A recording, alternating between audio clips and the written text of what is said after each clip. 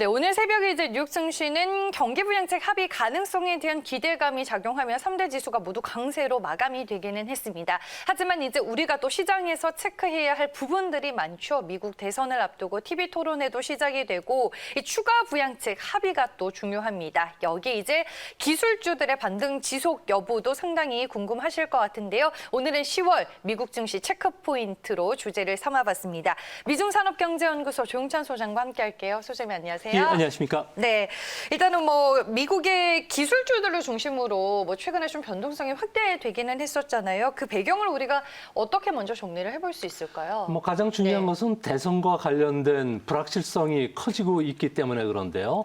현재 뉴욕타임즈에 따르면은 오늘 미국에서는 대선과 관련된 TV 토론회가 있습니다.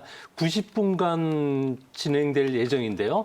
여기서 트럼프와 관련해서는 10년간 소득세를 납부하지 않는 문제가 주요 이슈가 될 것이라고 합니다. 이 때문에 아무래도 10월 달은 옥토버 서프라이즈에 대한 우려가 상당히 커지고 있는데요.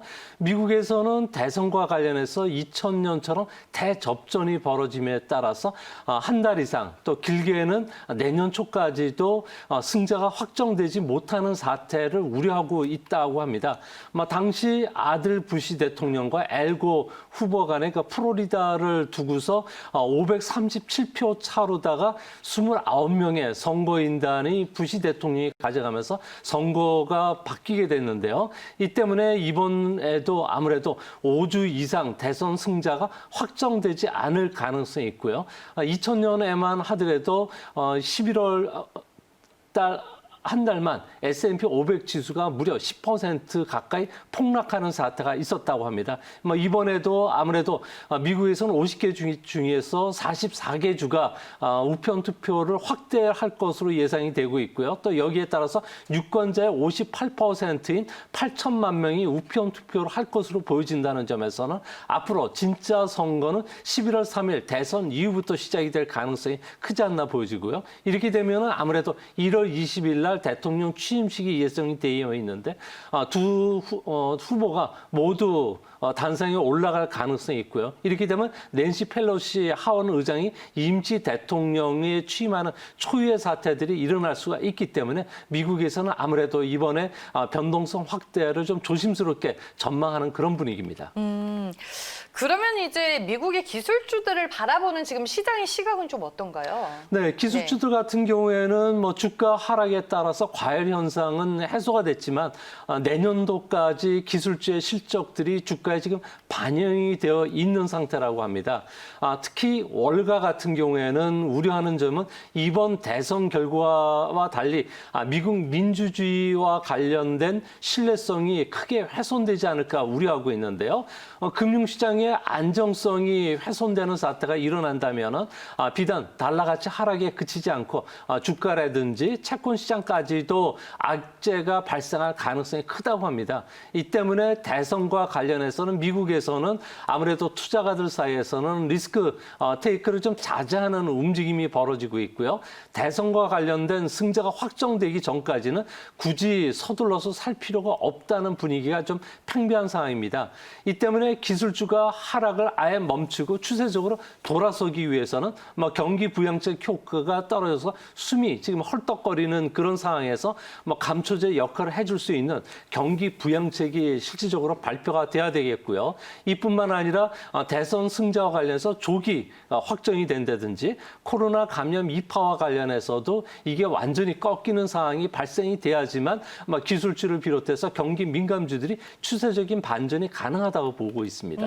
네, 추가 경기 부양책이 나와야 한다라고 이제 말씀을 해주셨는데 낸시 펠로시 하원 의장이 스티브 무누신 재무장관과 이제 만나서 경제 부양 협상을 이어갈 것이다라는 말한 부분이 오늘 뉴욕 증시의 투자 심리를 좀 개선시키기는 했는데 실질적인 합의 여부가 중요하잖아요. 네, 지금 그 경기 부양과 관련해서는 상당히 진척되어 있는 분위기입니다. 공화당 같은 경우는 원래 5천억 달러의 그 경기 부양책을 주장했었고요. 낸시 펠로시 하원 의장을 중심으로 중심으로 한 민주당 같은 경우는 3조 달러로 추정했는데 현재는 1조 달러 수준까지 내용이 좀 압축이 되는 그런 분위기입니다. 이제 문제는 여기에서 그치는 게 아니라 재원 조달을 어떻게 하느냐가 중요한데요. 현재 민주당 같은 경우에는 법인세 인상뿐만 아니라 부유세 인상, 여기에 국경 장벽과 관련된 예산을 좀 감축하라는 요구를 하고 있는데 민우신 재무장관을 비롯해서 트럼프 행정부 같은 경우는 여기에 강한 거부감을 보이고 있다고 합니다. 이 때문에 앞으로 합의 과정이 그렇게 쉽지는 않을 것으로 보여지는데요. 합의 과정이 좀 늦어지면은 실업보험 예산은 곧 만료가 됩니다. 또 중소기업과 관련된 급여 지원 예산도 연말이면 끝나게 되고요. 또 항공사 지원 프로그램은 9월 말이면 끝나게 됩니다. 이렇게 되면 이제 FRB가 직접 나서야 되는 상황인데요. 국채 매입 기한을 좀 연장을 시켜준다든지 포워드 가이던스를 강화시키는 방법이 있기는 하는데요. 이것은 어디까지나 금리가 올라갈 때 유효 적절한 수단이고요. 지금처럼 재정 자금이 부족한 상황에서는 상당히 좀 영향을 끼치지는 못할 것으로 보여집니다. 특히 긴즈버그 대법관 후임으로 베럿 판사를 임명했는데요. 민주당 같은 경우에는 베럿 판사가 임명이 되면 오바마 케어 문제라든지 지난 30년간 여권 신장과 관련해서 상당 부분이 진척이 있었는데 이게 후퇴할 가능성이 있기 때문에 협상 자체가 상당히 앞으로도 난항이 계속 진행이 될 가능성이 높지 않나 이렇게 보여집니다. 네, 알겠습니다. 일단은 뭐 뉴욕 증시가 이틀 연속 좀 반등을 하기는 했습니다. 하지만 그래도 우리가 또 시장을 또 조심해서 대응 전략을 짜야 할 것 같은데 시장 전략은 어떻게 가져가는 게 좋을까요? 네, 현재와 같이 불확실성이 커지고 주가 변동성이 클 때는 두 가지 전략을 쓰셔야 되는데요. 첫 번째는 주가 조정을 활용해서 대형 기술주를 싸게 사는 방법입니다. 애플 같은 경우에는 애플 워치를 판매하면서 혈중 산소 농도를 측정하는 그 기능을 갖고 있는 신제품도 내놨고요. 또 페이스북 같은 경우에는 SNS에서 온라인 회사로 지금 바뀌고 있는 상황입니다. 온라인 판매 회사로 바뀌면서 새로운 분야를 개척하고 있는데요. 뭐 그동안 쌓아올린 강한 고객을 기반으로 해서 이제 새로운 무기들이 하나둘 지금 출시가 되고 있고 또 새로운 분야로 진출하고 있는 대형 기술들이 상당히 많습니다. 또 한 가지는 주가 변동성이 클 경우에는 적립식 투자가 상당히 효과적인데요. 다우지수 같은 경우는 1990년서부터 계속 상승 추세를 타고 있습니다. 1990년 1월 달에 매월 5만 원씩 다우지수에 연동한 주식형 펀드에 가입하셨다면은 지난 8월 달 기준으로 누적 금액은 1,840만 원 정도가 투자가 됐고요.